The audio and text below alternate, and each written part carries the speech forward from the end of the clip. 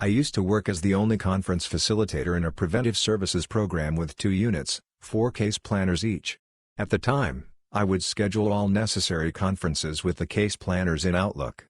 Supervisors were required to participate in some of the conferences, depending on the purpose, and I would invite them to those. After a few months, one of the units was assigned a new supervisor. On her first day, she approached me and asked to be invited to all conferences for her unit. I asked if she knew that supervisors did not have to participate in all conferences and informed her which conferences she needed to be a part of. She responded that she still wanted to be included in all conferences moving forward. Since it was her first day, we hadn't gotten a chance to talk about how I did my job. She didn't know that I periodically planned all conferences ahead of time for all case planners, and was often fully booked for the upcoming week or two. It turned out that on the day she asked, her unit was scheduled for conferences with me every day, with at least 1 or 2 each day, for the next 2 weeks. After she asked to be added to the email invite, I included her on all of the conferences for her unit. The next day, she came by my desk and told me it wouldn't be necessary for me to invite her to all conferences, and just invite her to those she is required to attend. I did as was asked, but had a laugh to myself after she left. In my town there is a historic village with some houses and buildings that were in my town when it was first founded. There's a church, school, etc. My friends and I like to go there to have a bite to eat and hang out because there is a beautiful white gazebo there. So my friends and I are having a great time when a group of 20+ people show up in prom outfits to take pictures. My friends don't think anything of it and we keep eating. Then a few of them walk up to us and tell us we need to move so they can take pictures. We told them that we were there first and we would be gone in 30 minutes. They then told us we needed to move because their senior year was already ruined. We apologized for the inconvenience and continued to eat and reminded them that we would be gone in 30 minutes. They then stand around us talking loudly about us, saying rude things. So my friends and I pack up and leave. We then called the local police, non-emergency, and told them that there was a group of people not following social distancing and gathering in a group 10+ people. The police showed up and gave their parents tickets for not following social distancing guidelines. Moral of the story: be polite. I work for a parcel delivery company in Australia. I often get special requests from customers for how to handle delivery to their addresses, and they're usually really polite about it, so I try my best to help them out a bit. Today, after knocking on a door, it was promptly answered by a Karen who was not happy. You see, she was sitting rather close to the door and my knock had scared her. No big deal, it happens sometimes and we usually laugh it off. But Karen immediately proceeded to berate me on how terrible of a person I am for having knocked so loud when she was sitting so close, as if I'm supposed to know where she is in her house. If she was polite I might have tried to work something out, and I still tried the diplomatic approach of apologizing and moving on. But she simply got louder and angrier. So loud that the neighbor came out to see what the commotion was. She ended up demanding my name and telling me she would be lodging a complaint about me. When I finished my shift I was informed from my boss that the complaint had indeed been lodged. What I hadn't expected was that the neighbor had also called in to stand up for me and say that I had been verbally abused by Karen. My company has recently taken out a zero-tolerance policy on abuse towards staff. Because of Karen's outburst, we have all been instructed that to ensure no one knocks on Karen's door too loud, we are never to deliver to her house again. We are the only delivery company that services her area and she is a heavy online shopper.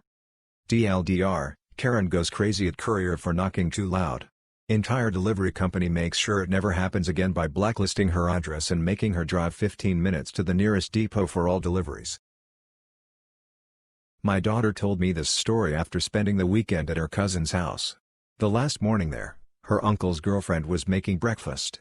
Once everything was done, and almost everything was set out for people to eat, she went to make herself a plate. She noticed that there was nothing to scoop the food onto the place with, so she asked, "Where are the forks?" Her uncle's girlfriend told her, "It's all hands on." Meaning help get stuff out for breakfast. My daughter, being their smart aleck she has took this instruction literally, so she went over to the eggs and grabbed a handful and plopped it onto her plate with a smile on her face. Her uncle's girlfriend looks at her for a moment, doubles over laughing and said, "That's not what I meant." My daughter looked at with a big ol' grin on her face and told her, "But that's what you said." My daughter thinks she was hilarious. I kinda agree. Like I said in an earlier post, we have themed rooms, so our guests get pretty psyched to pick out their room. Unfortunately, due to maintenance issues sometimes we have to move people, which can have mixed results. Understandable. Which is why we weren't surprised when Karen was upset over our room change because she chose the perfect room for her husband's birthday. That doesn't make her a Karen. We got her an upgrade and comped the difference. Her original booking had 4 boxes of chocolates on it. When she got in, she was mad when she was charged for them because I changed my mind. Why did you charge me? Probably still upset from the room move, still hardly Karen behavior. I am told all of this when I walk in for my morning shift and armor up to deal with an upset guest. Around 10 a.m. Mr. Karen comes down with his arms full of stuff. Now their new room is on the 3rd floor and we have no elevator, historic building. Then he goes back up for a second armful. On his 3rd trip down, Karen is with him carrying just her purse. Now the Karen behavior starts. Karen screeches at her husband, "Put that down and go back upstairs and get my sunglasses." Mr. Karen puts his things down immediately and wordlessly goes back up the stairs. Karen stands on the opposite end of the lobby from us, while my managers and I brace for the rent about to come. After about 5 minutes she scoffs. Then scoffs again. Then pulls at her phone and calls Mr. Karen on speaker. "Karen, what is taking you so long?" "Mr. Karen, I'm trying to find your sunglasses." "Karen, they are on the nightstand next to the bed where I left them. Grab them and get down here now." Hangs up. A moment later he comes down. Karen snatches the sunglasses out of one hand and the room key out of another and tells him to go take the rest of the stuff to the car. She then marches over to her counter and drops key and survey. We hand each guest a survey to fill out so we can spot problems, and marches out the door. Hesitantly I pick up the survey, dreading what it may say. Had a wonderful time. Can't wait to come back. Dear, if that was how you act after a 5-star experience and on your husband's birthday, I'd hate to see what a bad day looks like. Sitting in the engineering office hammering away on the computer and the phone rings. My company, Belt 3 speaking. And an elderly woman in a quavering voice begins telling me that the waste management company makes so much noise outside her apartment that she cannot sleep, and would I please do something about it? It took a while, but I eventually convinced the poor dear that she had misdialed. And I looked up the right number and had her write it down. And then she told me about her grandchildren, I told her about my children, and we had a lovely chat. And a few days later she called again, just wanting to chat. She called at least once a week for a couple of years until she stopped.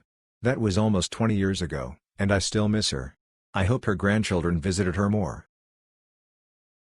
This is not an amazing story, but oh well. So in French class, a lot of our work involves reading a text and either answering questions in English or French about the content. Because of this, many people ask my teacher what language to answer in for certain questions, and his standard answer is Japanese, sarcasm, because that's a completely different language to English and French. He does this when he thinks that it is obvious, but sometimes it is not so obvious for us. Anyways, yesterday in class, we were doing a worksheet and I asked my teacher what language I should answer the questions in. When he said Japanese, I typed my answer into Google Translate and copied the entire thing into Japanese. I filled out all of the questions, time-consuming as I was handwriting, but worth it, and then handed in my completed work. The look on his face was absolutely priceless. Let's just say, I don't think that he will ask us to do our work in Japanese again. While we are doing emergency on-site visits, the MSP that I work for is remote only. I received a call from a client who has a reputation for being high-strung. His printer isn't working and he has a very important paper, VIP, to print out. I asked him which printer he is printing to, and he gives me a model name. I look at his installed printers and I don't see it. I run angry IP, and that printer is not on the network. He says, "Of course it is, I was just printing from it earlier." I called his secretary to have her check for me. She says she won't get involved in this, he's too worked up. I call the office manager, and tell her the story of the invisible printer that can't print the VIP. She calls me back from her cell phone, so we can troubleshoot this. After a short time in his office, she gives the actual model of the printer, nothing close to what he said, and tells me the printer was out of paper. A 25-minute call, because he refused to check to see if he had paper. A few years ago I was working at big box store as a cashier. One night, the returns and customer service department was short-staffed, so their supervisor asked if I would like to be trained in that area. Hoping to earn a little more money and show some initiative, I gladly agreed. Within an hour I began to realize why the customer service staff were always stressed out. It didn't take me long to figure out how to process returns, as I sometimes had to do it on the fly from the registers. A woman came in, asking to return some cat food. Some of the cat food has clearly been opened, so I began to requisition the unopened cans. When I asked her for a receipt, she began to lose her cool. Until then she had been pleasant, asking about how I liked job, etc. In a split second that all changed. She insisted that she didn't need a receipt and that I needed to accept the used cat food. I told her that no store would take opened and eaten cat food. She began ranting about how I was acting like the KGB and how the store is clearly Soviet Russia. She insisted that her husband would be in to speak with me. She asked if I got my education in Moscow. Thankfully my supervisor finally stepped in to bail me out, while the woman kept raging. I decided not to take any shifts at customer service after that and happily remained a cashier for my final months on the job. In usual circumstances, our call answer rates would be in the 95% and up percentage, even on a busy day. With so many calls at the moment, lessened staff and working from home, we're down to the 70s. I seem to get multiple calls a day where people hang up just as I'm about to answer the call. Yesterday we had this really serious group Zoom session where the manager was telling us off and telling us we need to answer more calls. Calls are back to back, ringing the moment I go into available. Loads of them are missing parcel cases or damaged items cases, so I'm needing to take longer in ACW. On top of that, you want us to keep our emails up to date. Something has to give, and I'd rather it wasn't my sanity. Not my story, but my dad's.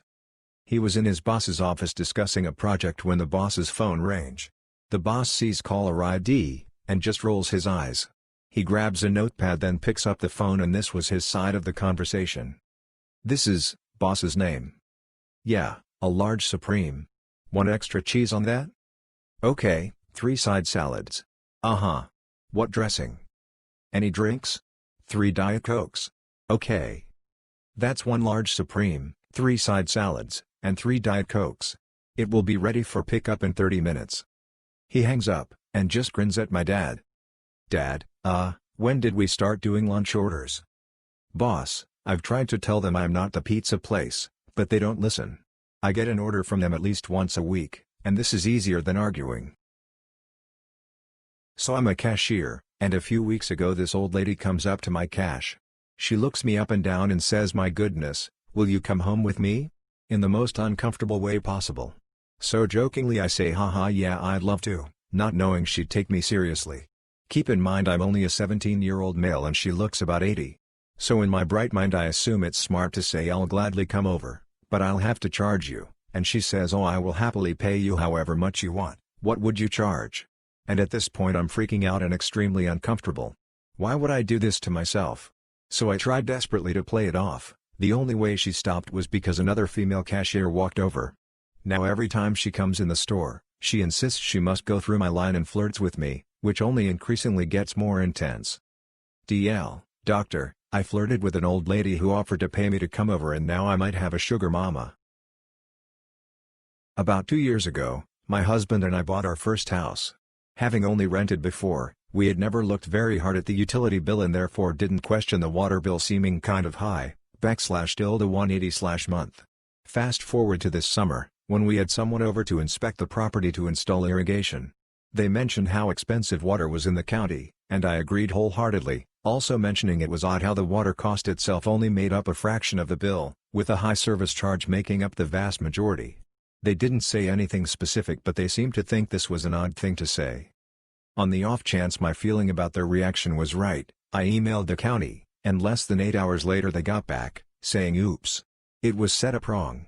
You should only be paying X, 1/16 of what we were paying. So now we are about to get a /3K credit on our water bill, just in time to turn on the irrigation and dramatically increase our water usage. DLDR, we paid 16x the service charge we should have for 2 years because we didn't know any better. We had been in basic about 3 weeks when the chow hall served fried fish, with rice and veggies. The Samoan's eyes lit up like fireworks. He goes through the line and the KP gives him a plate with a piece of fish and a scoop of rice. The Samoan just stands there and wiggles the plate, another piece of fish, another wiggle, a scoop of rice is added. He finally gets his plate so covered with fish and rice it won't hold anymore. Eats every grain of rice and all the fish in about 2 seconds and had 4 more heaping honking platefuls along with 5 glasses of milk and 4 desserts. He was prime entertainment when he ate. The T's and everyone were in awe of him. I didn't know where to turn to for this, and then I remembered this sub existed. I'm 25 and I used to be around 105 kilograms. My weight fluctuated around 2 to 3 kilograms every so often. I went through a bad season, PTSD, depression, anxiety, moving to another continent, etc., but I decided to make a change and I got my weight down to 82 kilograms. I'm still slowly making my way down to my normal weight. My best friend told me it was stupid to lose weight because it wasn't actually possible to completely lose weight and that I would put on the amount I lost plus 10 to 20 extra kgs on top in a few years. It's taken me 2 years to get to where I am now, and I felt enraged by her fat logic. She's obese, and she constantly complains about her husband working out, and how she feels like a whale, but refuses to eat healthy or exercise. She has fat food at least twice every week. I got so frustrated I couldn't stop myself from crying. And I don't want to talk about this with my family because I'm embarrassed about it, but I wanted to vent a little. Thanks for the feedback. We've had a guest from Brazil with us for a few days and all she does is complain. My hotel has stopped providing stayover service, which we told her at check-in. She seemed to understand it then but forgot about it the next day. Her actual words, translated from Google, because she doesn't speak English, "My room is disgusting. This was the day after you checked in." What? So a housekeeper donned her PPE and cleaned her room, which I didn't want to do but I was overruled by my boss. But there's more. She hates us so much she keeps extending. I don't know why. I'd guess that we are the nicest hotel that's within her budget, but I dunno. Short story, wholesome story. I work for a home care, taking care of elderly people. I went down to a local store to buy a bottle of Walter, because I ran out and it was incredibly hot, 24 degrees. Note this is pretty hot where I come from. The store employees wear dark blue shirts with their logo on it and my uniform is a white t-shirt, dark blue pants and a light blue vest with lots of pockets filled with different stuff. I just went past a section with canned food and I feel this hand on my arm and I turn to this old lady who asks if we could order a certain item that she wanted to buy. I had a good 5 seconds glance at her, before I realized she mistook me for an employee. She looked at me and I shrugged my shoulders and said I don't work there, though I work for the home care, and she noticed and we had a good laugh. Lovely lady. Edit, a bottle of water. Recently our fraud department has been contacting members in reference to OnlyFans transactions. A lot of the time members don't answer the calls from the fraud department and will end up calling us. After pulling up the case I can see that the transaction in question is from OnlyFans. Every time this happens I almost lose my composure and have to hold back from laughing. When I read out the transaction I try to say it in a tone that makes it seem like I don't know what OnlyFans is because I want to save the member from the embarrassment. Has anyone else experienced this? I work at a small-town coffee shop that has managed to adapt and stay busy during COVID-19 by utilizing a window for walk-up service. A regular problematic customer, let's call him TJ, is a typical middle-aged man riddled with toxic masculinity. He often makes female employees and customers uncomfortable with his comments. Lately he's been around a lot, being typical TJ. Today he came to our window and ordered a coffee. Cool, nothing out of the ordinary. A co-worker asked him if he would like to tip via our Square register. We normally don't verbally ask customers, but with the current pandemic we are not allowing customers to touch our iPad system. He proceeded to tell her to put 100, and reassured them he wanted to tip that much because he appreciates our hard work and effort and wants to chip in since our business has been a bit slower. Okay, I gave him that and almost have a change of heart about TJ. We both outwardly thank him and he goes on his way. I text my boss about this uncharacteristic interaction with TJ and through their end of the register system she was able to look at the transaction. They noticed that not only was the credit card he used not in his name, but in his boss's name, on their company card. Typical TJ. What a D-bag. Theory on the Sumter County does. The Sumter County does have been a pet case of mine for a while and I want to flush out an idea I had. A lot of people point to the male being French-Canadian from Quebec but I believe that the couple are French nationals. According to a campground attendant the male's name was Jacques and that his dental work was very abnormal for the U.S. What makes me think his French is that the shirt he was wearing had the 1975 Camel Challenge race at Sebring logo on it. Looking at the teams in that race a few were actually French and would compete in the years prior to the bodies being found and after. The female is said to either be Caucasian or of Middle Eastern descent. Keep in mind that the bodies were found in 1976, which is only 15 years after the French lost control of the Algerian colony, which could explain why she might have looked Middle Eastern.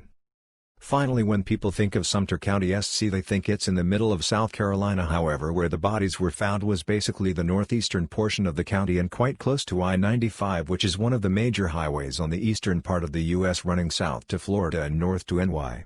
I think they were taking this road to catch a flight in a larger city or trying to get to the French consulate. Unidentified wiki. I received a reply to the comment field on our website that a user could not find a file they were looking for.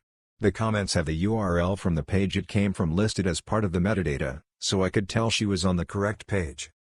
To make a long story short, I spent the next hour trying to get this person to follow the following instructions in an email chain that included at least 20 replies, 3 screenshots, and at least 3 listings of instructions similar to these. Go to website. Scroll down.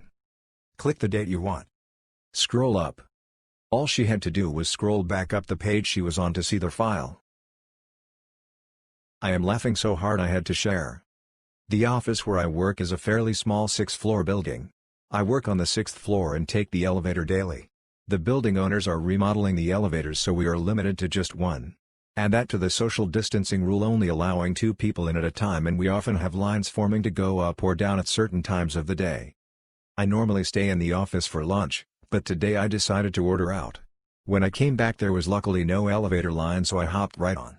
As the doors started to close, I saw someone walking up, so I quickly pressed the open doors button. Except, I didn't press the right button. Instead, I was unknowingly madly mashing the close doors button as I made panicked eye contact with the man. Finally, as the doors closed, I realized what button I was actually pressing, and I started dying of laughter as the elevator started moving, allowing me to enjoy the rare one-person ride to the top. DL, Doctor, I pressed the wrong elevator button, closing the doors on someone waiting to ride. Then maniacally laughed loud enough for him to hear me as the elevator took off with just me inside. I've been short-sighted for about 10 years. I don't wear my contacts very often anymore, only if I'm going somewhere that I don't want to wear glasses, which is rare. But going out for dinner tonight, I thought I'd ditch the glasses. So I'd had my shower, popped my lenses in, went to my bedroom, gotten changed, retrieved my glasses from under my cat and put them on. They were super blurry. I was so perplexed because I'd remembered giving them a good clean not long before, but nevertheless decided to give them another clean. Then it clicked. You would have thought I'd notice earlier because I could actually see properly without my glasses on, but I guess I'm a creature of habit. So, apparently if you wear your contact lenses and your glasses at the same time, everything looks blurry. DL, Dr. Tifu, by spending time cleaning my glasses because I thought they were blurry, but turns out I couldn't see because I had my contact lenses in also. I was in my late teens in the late 80s. Me and 3 friends went to a strip club in Canada, just across the border from us in Buffalo. We all had a really fun time. When it was time to leave around 2 a.m., the driver was too drunk to drive, and I was voted most sober, so I had to drive us home in his car. Crossing the border drunk, even back then, was not easy or recommended, but we did it. Once across, while driving through a not-so-nice part of town, we pulled over to buy some weed. The weed seller handed over a bag of bud for the passenger to look at and smell. Once in his hands, the passenger said, "Punch it." So I did. We flew down the street and around the corner, all laughing hysterically. Until we noticed a car following closely behind us, flashing its headlights. Holy shoot. It's his friends. Floor it. Everyone was yelling in my ear, so I did. I remember we got up to 90 miles per hour on some straightaways and just kept going as fast as we could toward home in the suburbs, blowing through red lights and stop signs, but this car was on our tail the whole freaking time, just flashing his headlights. Traffic was non-existent that late at night/early in the morning, and we got pretty close to home after about 10 minutes. Then, after rounding a corner, we noticed way up ahead, a police roadblock. At least 6 cruisers with lights flashing, blocking the entire road. We're saved, I thought. The passenger quickly dumped the bud out the window. I pulled over and immediately saw guns pointed at me through the window and heard "Get out of the car." I opened the door, got out of the car, raised my hands in the air, was pushed up against the car and searched, all while telling these officers that the car following us was filled with drug dealers trying to kill us and thanking them for saving us. They said, "No, it's not. They're undercover officers trying to arrest you for buying drugs." I said, "We didn't buy any drugs." After taking all our IDs, they told me to get back in the car and wait. After a few more minutes, they gave us our IDs back and we were told to go back to the suburbs and stay out of the city, and they let us go scot-free. We were so ramped up after that, we drove to a mutual friend's house, woke him up and told him the story. After a while, we all left, and me and the passenger dropped the other two guys off at their homes, then went back to look for the weed. He remembered right where he dropped it out of the window and we found it pretty easily.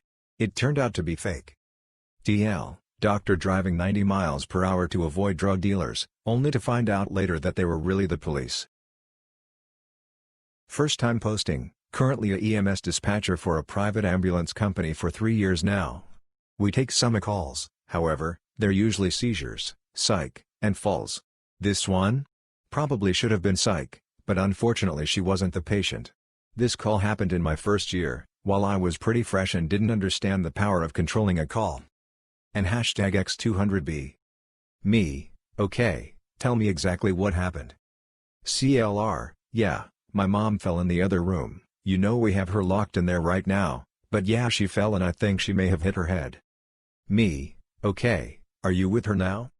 CLR, well, you see, she has dementia, and we live in a new home, so she is locked in there. You see, we can't have her wandering because of the bears that are around here. Me, have you gone to check on her yet? CLR, no, I can't unlock her door because she will get out and the bears will get her. Me, can you please go check on the patient? CLR, yeah, I think she might have hit her head, it sounded like she hit the end table, that's what woke me up, but even our big dog, insert large dog brand, is afraid to go outside because there are bears here at this new house. Please send the ambulance but make sure they get in and out quick because the bears will get them. Rinse and repeat for literally every one of the 10 questions involved with a fall. I was essentially working with a third-party caller as she flat out refused to unlock her mother from the room until the EMTs got there, let alone even go look at her. And #X200B. I kid you not, I heard way more about these bears than I ever got out of her regarding her fallen mother. While I may have wanted to bash my head into the desk repeatedly asking her the questions, now I can have a good belly laugh over it. From what I do remember though, Mom was transported alright, and no EMTs were mauled by the darn bears. Not mine but my brother's. So a little bit of context: my dad used to always steal people's food they put in the fridge and my brother likes spicy food. Anyways, here's the story. So my brother went to Buffalo Wild Wings and ordered the spiciest wings. He ate them but made sure to leave a couple left over, so my dad came at night and he went to open the fridge and saw his wings labeled "Joseph's Wings Do Not Eat." Well, my dad, who didn't like listening to labels, went ahead, opened the box right up and went to eat them. Little did he know they were the spiciest thing he was ever going to eat in his life. My brother came down after hearing my dad chugging milk straight from the bottle, ended up drinking about half the gallon and also eating sour cream by the spoonful. Yes, you heard me right, sour cream. So that's how my brother got petty revenge on my dad, and safe to say he never ate Joseph's leftovers. I used to work at a restaurant that shared its name with a famous physicist. There's also a bagel place that has this name and one of their locations was nearby. Because of the similar names, we often got calls for the bagel place by accident. The difference in my handling of these calls had to do entirely with the demeanor of the caller. For example, should the caller say something like, "Good morning, I'd like to place an order for a half dozen bagels," I'd likely respond, "Sorry, you've reached X restaurant, we don't serve bagels, but we have some great brunch specials today." No? Okay. Thank you. However, for some reason, I'd pick up the phone often to, "Dozen bagels, half blah, half blue, cream cheese. I'm coming to pick it up in 15 minutes and it had better be ready." To which I'd simply respond, "Shouldn't be a problem. See you in 15. I felt a little bad for the people at the bagel place having to deal with those callers, so I'd stop by for a bagel and make sure to leave something in the tip jar for them every so often. TL, Dr. Polite wrong number gets to know it's the wrong number, impolite wrong number gets to find out when they don't have an order ready. Obligatory. This didn't happen today but 15 years ago. We are both originally from India, it's important for context, and we're living in North America. I met her when we were both 23 as a part of a broader friends circle. We became good friends and over time realized that we had a lot of things in common.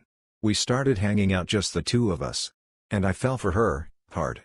But never had the courage to tell her, afraid that I might lose even her friendship. After about 2 years, her parents arranged a nice Indian boy for her and she got married. I cried a lot. Spent 6 months in a daze. Anyways. About a year later I was having brunch with one of our mutual friends and blurted out about my secret love. She started crying, and then proceeded to tell me that the girl had also liked me but didn't think that I would like her back, so never told me. And now she is in an arranged marriage with a dude she met once before getting married. So yeah. I flipped up big time. TLDR, didn't tell my best friend that I loved her, only found out that she also liked me after she was already married. 15 odd years ago, I worked midnights in the outside garden department at the store with the orange aprons. There was a condo complex that was built behind the store after the store had been there for many years. As a result, there was a rule that we were unable to run lift equipment outside the gate after midnight or else cops would be called and the store would be ticketed with a noise complaint. On a couple of busy nights, I found myself outside the gate after midnight and one of the neighbors called the cops. The store was issued a ticket and I was given a warning. On more occasions, the cops were called while I was working within the outside garden department and the cops couldn't give a ticket because I was within the store. Quite malicious compliance. I had a kick-ass stereo at home and a CD collection of heavy metal. After one of the invalid noise complaints, I brought in my stereo, cranked it to 11 and loaded up the 5-disc tray with Slayer, Cannibal Corpse, Cradle of Filth, Marduk, and Decapitated. I rocked out for the next week. Cops were called 3 straight days. But, because my stereo was within the store, there was nothing they could do but ask me to turn it down. My fun was taken away from me when my store manager told me to stop making enemies. The stereo stayed, but my music was played at a much more respectful level. Context: I live in Brazil, where establishments are obligated to issue receipts for every customer. They are automatically sent to the government. To cancel one, i.e. when their client gives up on the purchase or when it is accidentally issued, it has to be done within 30 minutes counting from the time of emission. The software company I work at provides services for small businesses that issue receipts and will remain nameless for obvious reasons. Insert software company here. Julia, how may I help? Hello, yes, good morning. I would like to cancel the emission of a receipt, please. Yes, of course, sir. Has it been 30 minutes yet? Yes, it's been 2 hours. Unfortunately we will not be able to cancel it, sir. The limit for canceling a receipt is 30 minutes. In that case, you will have to perform a devolution note. 30 minutes? Yes, sir. Can't you extend that? Make it 2 hours. No can do, sir. That is the limit established in the law. Oh, come on. I know you can change it. Sir, unfortunately, I cannot cancel your receipt, since it was issued over 30 minutes ago. That cannot be changed. I can assist you in performing a devolution note. You just don't want to help me. I am here to help you, sir. But I cannot change the law. This company is always trying to complicate my life, and then a dumb young lady answers the phone and tells me what I can and cannot do. Preposterous. Client hangs up on me. Proceed to discuss the situation with a co-worker. Client calls again and, would you look at that, ends up on said co-worker's ringer. Insert software company here. Bruno, how may I help? Hello, yes, good morning. I would like to cancel the emission of a receipt, please. Yes, of course, sir. Has it been 30 minutes yet? Client hangs up the phone. I think I am legit traumatized from this. It happened last night. I own some rubber gardening clogs. I have dogs, so it is wise to always slip them on when venturing into the lawn. I also have a hammock. It is my happy place. Yesterday I slipped on my clogs, grabbed my book and a pillow and headed for the hammock. I don't remember what caused me to rush inside, but I left everything, including the clogs, by the hammock. As I was heading to bed I remembered I left the book out there, so I headed out to retrieve it. Reached the hammock, grabbed the book and slipped 1.5 of my feet quickly into the clogs for the trip back. I did not fully appreciate the risk I was taking. Then I felt something. Something slimy. Many slimy things. There were multiple slugs in both clogs. Sounds escaped my body I have never heard before. I tossed the clogs on the porch after a quick look to confirm holy yeah, are a lot of slugs in those suckers.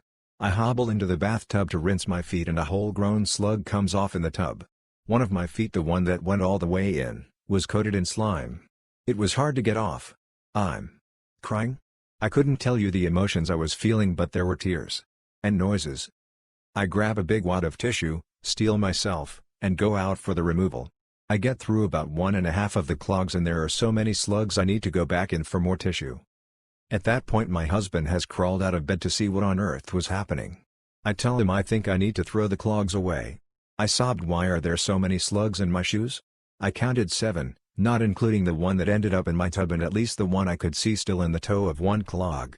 There may have been more. He said they were probably mating and I interrupted their awesome orgy. I did not feel better. Husband laughed and told me he would handle it from there and hose them out. I don't know if I can ever wear them again. Or maybe walk outside at night again. Now, I've stepped on a slug barefoot before. But let me tell you, feeling that all over both of your feet is worse than you would think from the experience of just one slug. It's an orders of magnitude thing, I guess. The clogs will be coming in at night now. I told my uncle about this in an email entitled Last Night's Horror. He asked me if it was my or the slug's horror. BC, just imagine it from their perspective. They were just looking for a good time at the shoorgy and now I probably have several traumatized garden slugs. TLDR, I left my gardening clogs in the yard. Went to get them at night and slid my feet into a crowded slug orgy. Edit, I want to take a bath but I keep walking into the bathroom, looking at the tub and I can't. I just can't do it. I keep seeing that slug going down the drain. Bartender at a local pizza joint. My buddy came in after a long day dealing with his 2 sick little girls. He tells me a story from today about the littlest. She's screaming for him from the bathroom. She states she's been waiting for 60 years for him.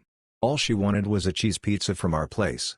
Since they were sick he went with something more appropriate for upset stomachs. But you can guarantee I got him a gift certificate for a cheese pizza for her when she's better. Nice to have good customers to even out the bad ones, lol.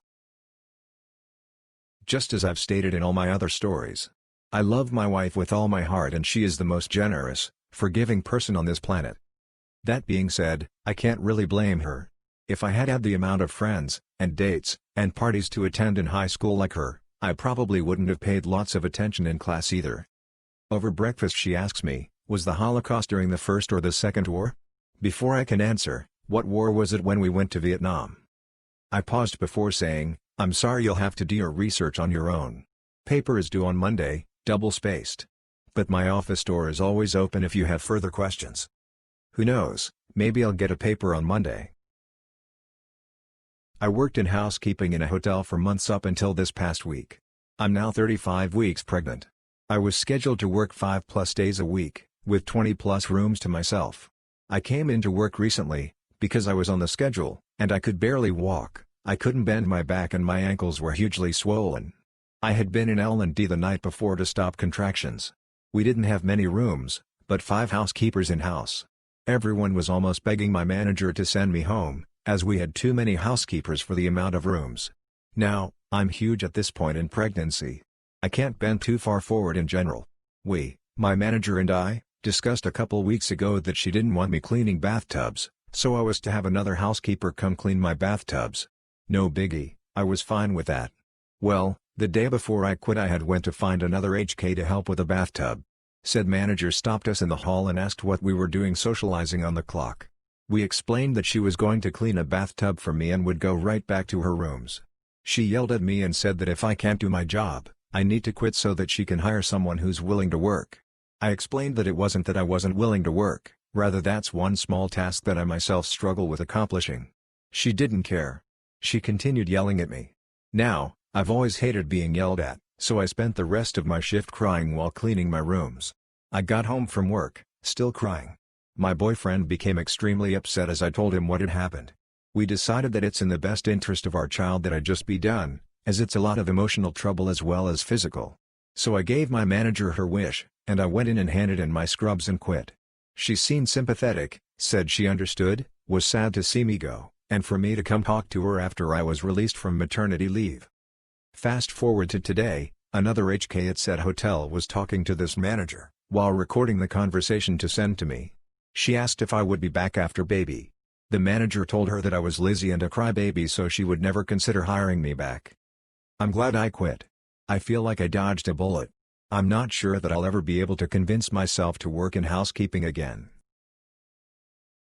My cat likes to go on walks with me and my dog. Most days, She causes us little trouble when she comes along. She normally sprints behind us if she ever falls behind, but sometimes she's a pain in the butt because she likes to do a lot of dumb stuff. For example, if there's ever a car speeding down the road, she'll take her sweet time walking across the street. Sometimes, she'll walk across the street, sit in the middle, and pretend like there's not a fast car bolting towards us at the speed of light. I can go on, but she's a bit naive about her surroundings. Either that or she's a bit slow mentally. Today was like any other day. She decided to tag along with me and my dog on our walk. 15 minutes in, I see that she's not running to catch up with me and my dog. I call my brother to help me out and pick her up, so he can take her back home. My brother arrived not too long after, and we both decided to walk together except he stays behind with our cat while I stay ahead with our dog. As we continue our walk, my cat decided to go underneath the pickup truck and camp in a hollow area underneath the bed. My brother tries to get her to come out of the truck by flashing his flashlight around the tires in order to get her to come out. He lays on the ground and looks underneath the truck from the street for about 5 minutes. I tell him it's best that he tags along with me and my dog, and we could come back later to pick up our cat. She likes to stay in one spot for a long time, so we thought it was best to come back later and get her. We leave her behind, and as we're heading back home, we see 3 cop cars pull right in front of us. It's just me, my brother, and our dog. All of us. And we're standing in front of 3 cop cars with their bright lights flashing in front of our eyes. It turns out, someone from 10 minutes ago thought we were stealing stuff from his truck, and about a week earlier someone on the same street broke into his neighbor's street and stole a lot of his belongings. Needless to say, someone thought my brother was trying to steal stuff from a random truck when he was actually trying to get our cat to get out of her camping spot from underneath the bed. We explain our story to the police officers, and after looking at our records and a few more things, they let us go and all 3 of us went back home. I went back 10 minutes later to get our cat, who was casually lounging near the pickup truck where she was laying on earlier. I'm never going to let her walk with us again. DL, Doctor, my cat came with me and my dog on a walk. She camped underneath the pickup truck. We try to get her out, someone thought we were burglars, and the cops show up. So I work at a small office for a construction company. I have one coworker that is a grandma, and due to some parental issues, she is now taking care of her 2 youngest granddaughters, ages 7 and 8. She doesn't really have money, so she can't pay for a babysitter to watch the girls as she's working her 8 to 5 job. There is also the issue of COVID-19 right now, so having a stranger come into your house for long periods of time and be around kids is not really a good idea. Luckily, for her, the boss is okay with the girls being in the office as long as they don't bother anyone from working and be quiet. Over the time, I've slowly went from being grandma's co-worker to being a babysitter. This is how it starts. The girls did that at first, until one of their tablets broke down and stopped working. Then, they would fight over the other tablet and would whine and tattle to the closest adult there, usually me. So to stop this, I brought my tablet just so that they could watch Disney+. It worked, until my tablet ran out of power. Then, whoever had that tablet would start to come up to me and say I'm bored. They bring a backpack full of colors, coloring books, toys, etc., so I know that they aren't bored, they just want a tablet. I would then have to list off things for them to do, so that I could go back to work. After a while, I've learned how my coworker has been parenting them, and when the girls do something, then I just follow what my coworker tells them to do. For example, the girls have a towel and toothbrushes and toothpaste in the girls' bathroom.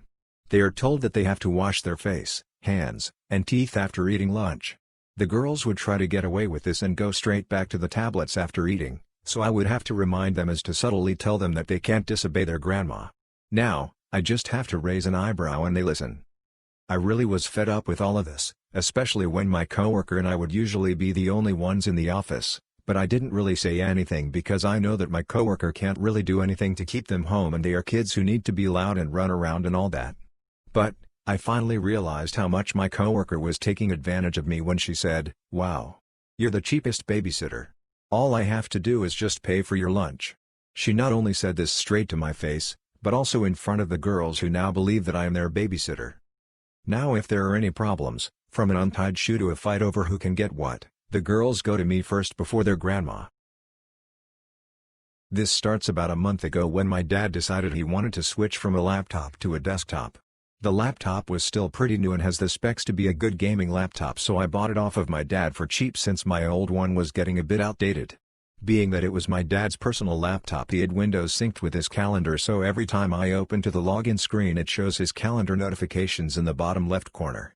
It doesn't go into any detail, but it just shows a title and time, for example, doctor's appointment 2 p.m. I didn't really think much of it and figured I'd eventually remove my dad's calendar, but I'm lazy, so I procrastinated even that simple task. Now, I've been living on my own for a few years and my youngest brother just moved out of the house, so my parents are officially empty nesters. They've never been social with other parents, and I don't think it's a stretch to say they haven't had any friends since they started family life, just family and incidental interactions with parents at me and my brother's events. Well, a few months ago they started telling me about this new Facebook group they found for couples who are in their 50s, and they organize events around the city to do together. I thought this was great and was happy they are finding people to socialize with now that they are moving into the next phase of their life, but today I realized what kind of Facebook group this really was. I mentioned being able to see my dad's calendar, and today when I opened my laptop I saw a calendar event I will never be able to forget. Hosting swingers sex night. It took me a few seconds to put all the pieces together, but when it clicked I immediately went to remove my dad's calendar from the laptop and spent a few minutes pondering this newfound information. On one hand I'm happy they seem to have a new social life, but on the other, well, ignorance is bliss. I definitely don't plan on sharing this series of events with my parents, brother, or friends, but I learned a valuable lesson that others can hopefully learn from. Don't keep access to your parents' private calendars. DL, doctor, bought my dad's personal laptop. Didn't remove his calendar from the laptop. Found out my parents are swingers from a notification on the login screen. I am 14. I am a certified referee in my state. I know the rules as I've played by them my whole life, along with taking the officiating classes. At our park district, no headers for ages below 11. But in U12, it is up to the referee's discretion. So if it's a small tap it's okay. That is exactly what happens. So the coach behind me screams at the top of his lungs there are no headers in U12 5 to 16 times. I ignore him. Though I could eject him. It was last game of the season and I didn't care. After a bit of yelling, he says fine, go duck yourself then, which I turn and tell at him for saying in front of U11 kids. I wish I sent him away or ended the match. Sadly I didn't do much, and my partner is a longtime referee, officiated my matches as I grew up, and he is deaf. So he has no idea what happened. The person who runs Park District in my area has been informed and is taking action. So I'm pretty ready to find a new roommate. For the past week I've been cleaning and putting up my roommate's dishes in the dishwasher. He leaves food on them, and I've found flies hovering around them multiple times. I told him his dishes are feeding the flies, but he insists that his dishes have nothing to do with them.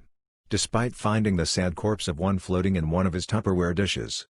So we go back and forth. I tell him it's gross, that I don't want flies in the house, and it goes nowhere. So, I end up deciding to put his dishes up for him.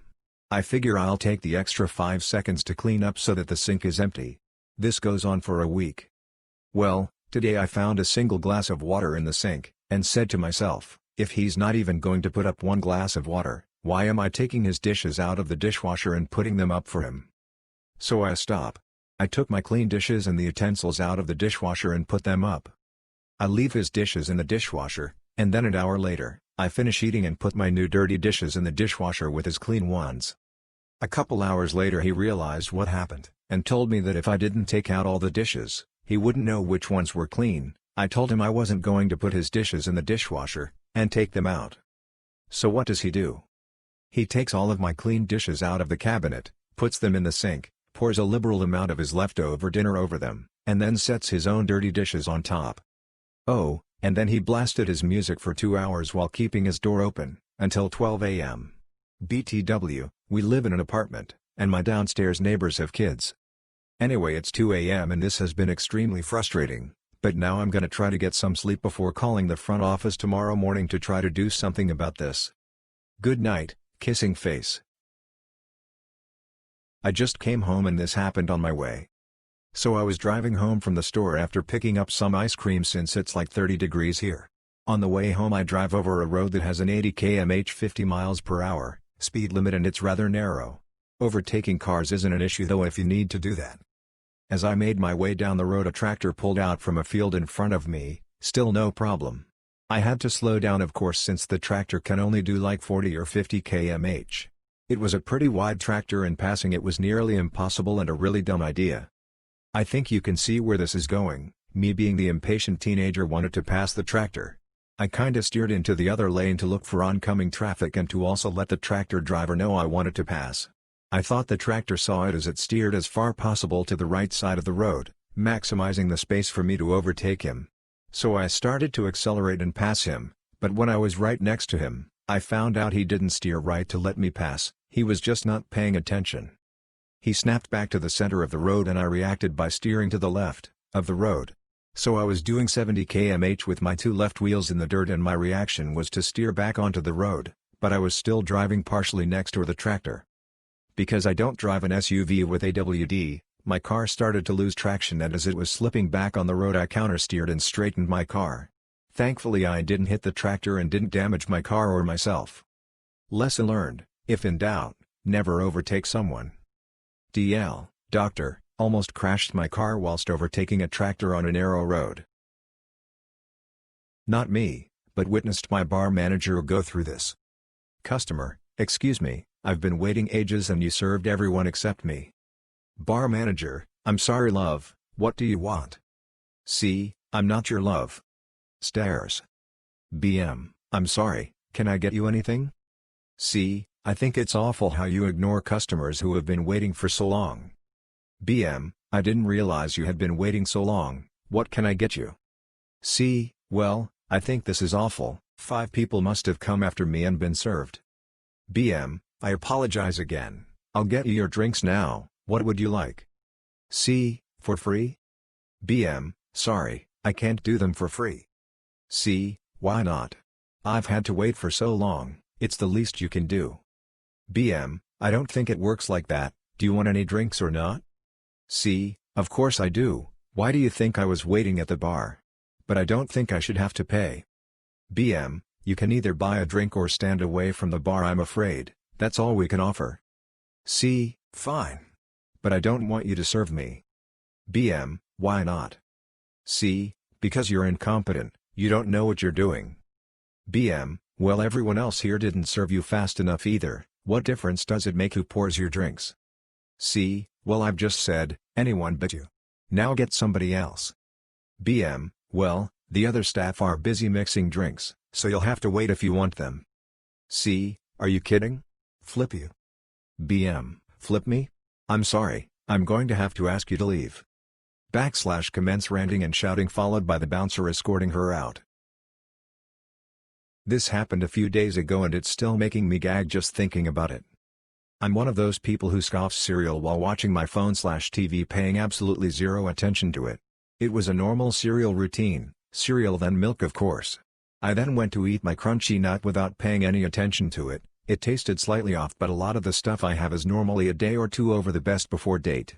I was too focused on a Warzone video on YouTube to actually care about my moldy meal. Once I get to the end of the cereal I normally drink the rest of the milk from the bowl. Just as I was about to pour the milk in, I noticed it was very flaky and a lot yellower than the normal milk. It looked a bit like when whipped cream has melted but just smelled so bad. I think I just froze for a few moments and then instantly gagged and rushed to the sink and drank about half our annual water supply. Let's just say I'll be having toast for the next few weeks. TLDR, had a whole bowl of cereal with moldy milk and didn't notice until I had finished. Backstory: I work in IT at the moment. I'm a team lead of a larger group of IT support folks. Our users call our support desk. If the desk can't handle it, they make a ticket and send it to us. There's a newer guy on the support desk who every time he makes a ticket, he adds the line, "If someone could please assist the user."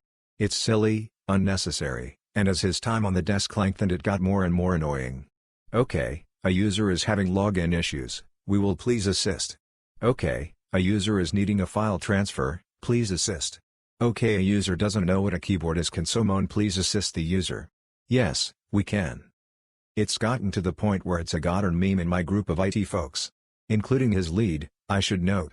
So Mr. If someone sent a ticket to my queue today that wasn't supposed to be there, a different team handled the issue he sent. So I returned the ticket to the support desk, and in the notes, I wrote if someone could please assign the ticket correctly. The dude got it, and moved it to the right ticket queue. And my heart was happy. I used his own weapon. And won. If someone could please.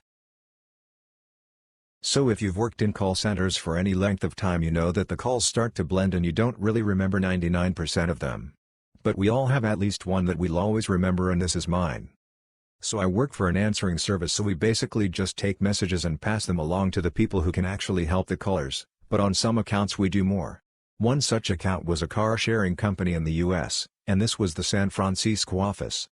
Member calls in to report an accident, which, while not exactly rare, doesn't happen every day. However, this one was involving a pedestrian, which was a first for me. So I start going through the usual accident procedures because we don't really have anything specific to vehicle pedestrian callers. The member was really calm, so I assumed that it was a fairly minor thing. So I started asking questions. Me: how fast were you going? Member: 55. My Canadian brain interpreted that as 55 kilometers per hour, which, while not great, is survivable, so I was still treating the call as fairly routine. Me: okay, and did you get the information from the man you hit? We're supposed to get the other person's insurance info. Not sure how it works for accidents involving pedestrians, especially on a different country, so I figured I'd still ask. Member: still super calm: well, no, because he's not alive anymore. I was pretty stunned for a bit, but composed myself and finished the report.